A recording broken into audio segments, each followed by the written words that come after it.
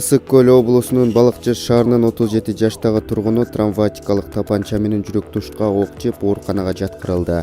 Ысык көл облустук ички иштер башкармалыгынын басма сөз кызматынын жетекчиси Сталбек Усубакунов окуя 2-январда болгонун билдирди. Бул иш кылмыштардын жана жоруктардын бирдиктүү реестерине катталып шектүүнүн тег жайы аныкталган. Милиция кызматкерлери жүргүзгөн тергөө амалдарынын негизинде шектүү адамдын өздүгү аныкталган. Ал ушул эле Балыкчы шаарынын тургуну 1989-жылы туулган адам болуп чыкты. Учурда анын жүргөн жерин тактап, травматикалык куралды алууга тапшырма берилип, тийиштүү иштер жүргүзүлүп жатат, деди ал. Окуяга байланыштуу кылмыш жаза кодексинин ээн баштык беренеси менен иш козголуп, шектүүгө ок атуучу газ травматикалык куралдар менен денеге жаракат келтирген деген айып коюлду.